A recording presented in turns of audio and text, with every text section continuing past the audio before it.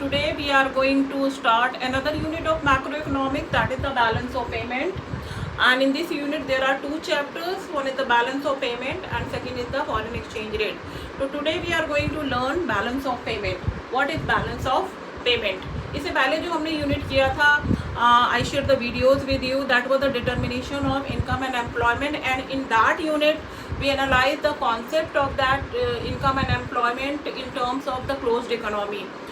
But in reality all the economies of the world जो हैं, जो modern economies हैं, they are the open economy. So what is the difference between closed economy and open economy? Closed economy is that economy in which a country does not have the economic relation with other countries, और open economy वो economy होती है जिसमें कोई country जो है वो दूसरे country के साथ उसका economic relation होता है. तो student, we are living in the era of globalisation, जहाँ पर all the countries of the world जो है they are integrated and interconnected through trade, business activities, investment and technology. Okay, because no country in the world can produce all the goods of its requirement, so they are dependent on each other, you know, for goods and services to fulfill their requirement. जैसे कि for example हम ले सकते हैं, जैसे India जो है it import crude oil from middle east countries, Russia, America, and the same way India export food items, medicines, and recently India started exporting the defense article to industry, other countries, जैसे कि अभी जो है missiles जो है they were exported to Philippines.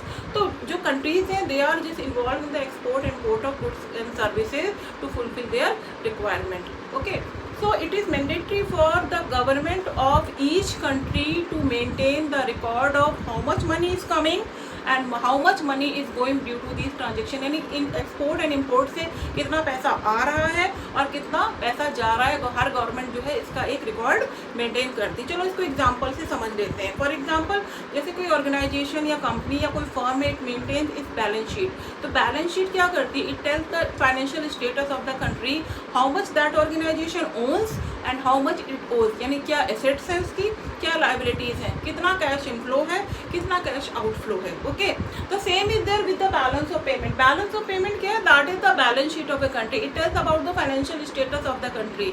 It help the government to make policies, जो physical policies हैं, monetary policies हैं. तो गवर्नमेंट जो है जितने भी हमारे ट्रांजेक्शन्स है with the other countries, government जो है उसका एक रिकॉर्ड मेंटेन करती है, and that record is known as the balance of payment. तो first of all we will learn what is the balance of payment.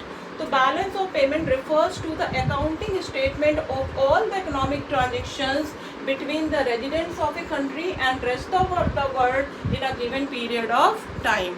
Okay, तो ये अकाउंटिंग स्टेटमेंट है. किस चीज़ का अकाउंटिंग स्टेटमेंट है? सारे इकोनॉमिक ट्रांजेक्शन्स का, यानी residents of a country, okay, and the rest of the world यानी other countries. Okay, now the term here use resident. Who are the residents? ये रेजिडेंट्स कौन है?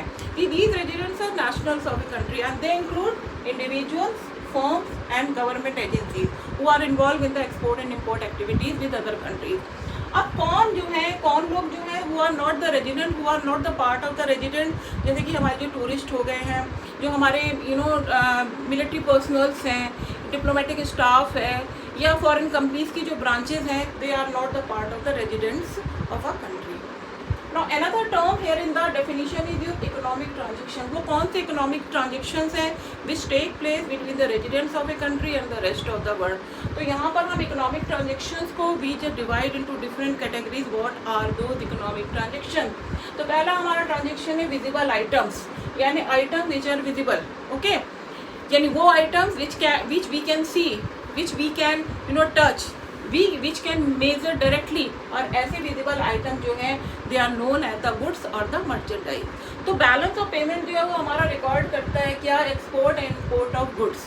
ओके, लेकिन गवर्नमेंट जो है एक्सपोर्ट और इम्पोर्ट गुड्स के एक्सपोर्ट और इम्पोर्ट के लिए अलग से अकाउंट मेंटेन करती है, अलग से इसका रिकॉर्ड रखती है, और इस रिकॉर्ड को हम बोलते हैं बैलेंस ऑफ ट्रेड अकाउंट, इसको BOT के नाम से भी जानते हैं, इसका शॉर्ट टर्म है BOT. Okay, what is the need for maintaining a separate record of export and import of goods? उसके पीछे क्या रीजन है? उसके पीछे ये रीजन है कि जितने भी हमारे इंटरनेशनल ट्रांजेक्शन है उसका सबसे बड़ा जो प्रपोर्शन है that is the export and import of goods. Okay, Another thing is the invisible items. Invisible item यानी invisible, इसके टर्म से मीनिंग क्लियर, ऐसे items which are cannot be seen, which cannot be touched, which we can feel only, which cannot be directly measured. तो ऐसे items को बोलते हैं these are the services. तो export and import of services are the part of the economic transactions. अब हम देखते हैं भी कौन कौन सी सर्विसेज हैं. तो सर्विसेज को हम दो कैटेगरी में डिवाइड कर लेते हैं. एक तो हमारा है फैक्टर सर्विसेज और दूसरा है हमारा नॉन फैक्टर सर्विसेज. अब ये फैक्टर सर्विसेज क्या है? हमारे कितने फैक्टर्स ऑफ प्रोडक्शन है? लैंड, लेबर, कैपिटल और एंटरप्रेन्योर. तो इनको जो मॉनेटरी गेन हो रहा है, इनको जो पेमेंट हो रहा है, जो फैक्टर इनकम है जैसे कंपनसेशन ऑफ एम्प्लॉयज यानी वेजेज एंड सैलरीज, और जो इन्वेस्टमेंट इनकम है जैसे कि हमारा जो प्रॉफिट हो गया, इंटरेस्ट हो गया, रेंट हो गया, डिविडेंड हो गया, that is the part of the that is included in the balance of payment account. फिर second is the non factor services. ये नॉन फैक्टर सर्विसेज क्या है? जैसे कि हमारी बैंकिंग हो गई, शिपिंग हो गई, इंश्योरेंस सर्विसेज हो गई, कंसल्टेंसी सर्विसेज हो गई. तो they are the part of the individual item and included in balance of payment account. Okay, the third category is the unilateral transverse.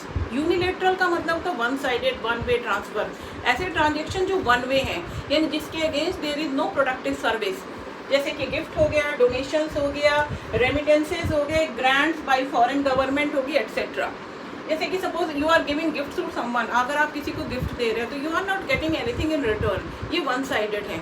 तो ये रेमिटेंसेज क्या होते हैं? रेमिटेंसेज का मतलब होता है मान लीजिए कोई आपका रिलेटिव अब्रॉड रहता है and sending you the money, that are the remittances. Okay, ये ग्रांट्स बाय फॉरेन गवर्नमेंट क्या है कि suppose there is any natural calamity, अगर किसी कंट्री में नेचुरल कैलेमिटी है या तो इंडिया जो है sending medicine and cash and other relief work, तो that is the part of the unilateral transfer. Fourth category हमारा that is very important, that is the capital transfer.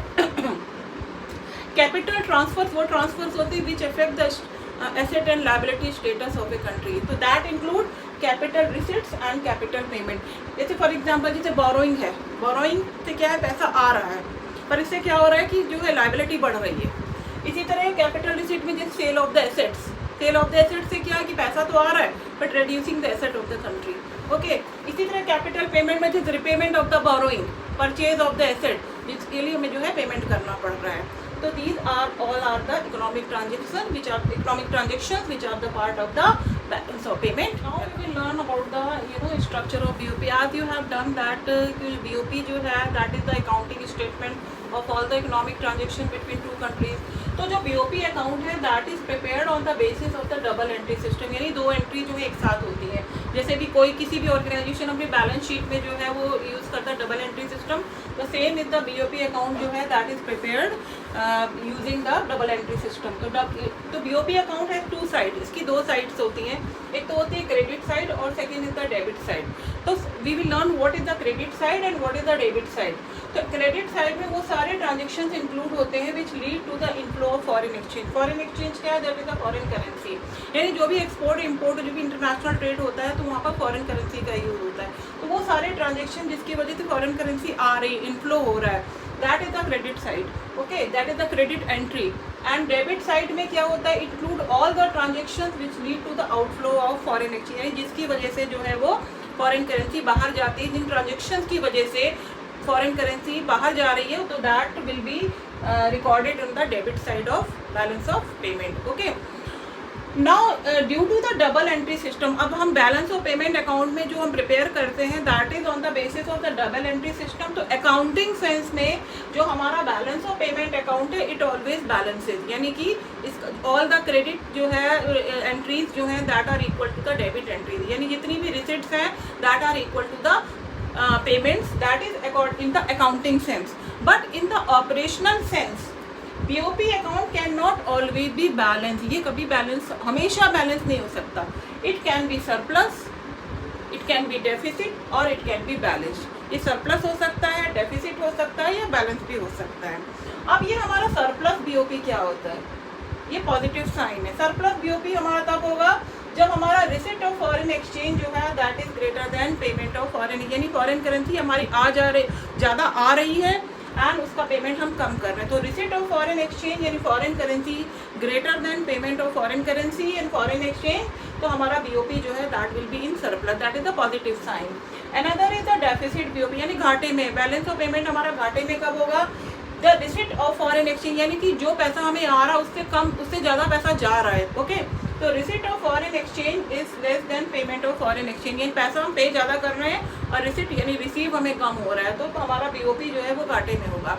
और balance कब होगा, बैलेंस बीओपी तब होगा जब हमारा रिसिट जो है फॉरेन एक्सचेंज की that is equal to the payment of foreign exchange. So that is all about the structure of the BOP. Okay, now we will learn what is the difference of difference between BOT and BOP. BOT यानी balance of trade and BOP is the balance of payment. I have already discussed that. Government prepares a separate record of export and import of visible items only. Okay, and that account is known as the balance of trade account. So what is the difference between balance of trade यानी BOT and balance of payment यानी BOP? So we just learned the definition of balance of trade. It is the difference between amount of export and import of visible items only. इसमें हम केवल इस account में, इसमें केवल हम visible items को ही रिकॉर्ड करते हैं, उसका एक्सपोर्ट और इम्पोर्ट को रिकॉर्ड करने को सर्विसेज वगैरह या इंक्लूड नहीं करते हैं। ओके, बट बैलेंस ऑफ जो पेमेंट है it is the it records all the economic transaction, उसमें गुड्स भी आ जाती हैं, सर्विसेज भी आ जाती हैं, यूनिलेटरल ट्रांसफर्स भी आ जाते हैं और हमारे कैपिटल ट्रांसफर भी आ जाते हैं बैलेंस ऑफ पेमेंट में। तो बैलेंस ऑफ पेमेंट जो है वो हमारा एक ब्रॉडर कॉन्सेप्ट है, ये हमारा बैलेंस ऑफ पेमेंट हमारा एक ब्रॉडर कॉन्सेप्ट है, और जो बैलेंस ऑफ ट्रेड है ये हमारा जो है एक नैरो कॉन्सेप्ट है, ये नैरो कॉन्सेप्ट है हमारा। ओके, बैलेंस ऑफ ट्रेड आपने कैसे कैलकुलेट किया, export of goods minus import of goods. Okay, the second difference is that balance of trade does not record any transaction related to the capital nature, यानी इसमें capital transfers include हम नहीं करते हैं। लेकिन जो बैलेंस ऑफ पेमेंट है account, it includes the transaction related to the capital nature, यानी हम इसमें कैपिटल ट्रांसफर्स को भी इंक्लूड करते हैं। थर्ड डिफरेंस इज दैट जो बैलेंस ऑफ ट्रेड है it is a part of the current account of balance of payment. Balance of payment में दो अकाउंट होते हैं, current account and capital account, और इसको हम ब्रॉडली डिस्कस करेंगे इन द नेक्स्ट वीडियो। तो बैलेंस ऑफ ट्रेड जो है वो बीओपी के करंट अकाउंट का एक पार्ट है। ओके, लेकिन बैलेंस ऑफ पेमेंट ये itself A comprehensive accounts which includes all the transactions between two countries. So that is all about the difference between BOT and BOP. In the next video, I'm just going to share the components of balance of payment accounts. Until the time, don't forget to like, share and subscribe my YouTube channel. Thank you.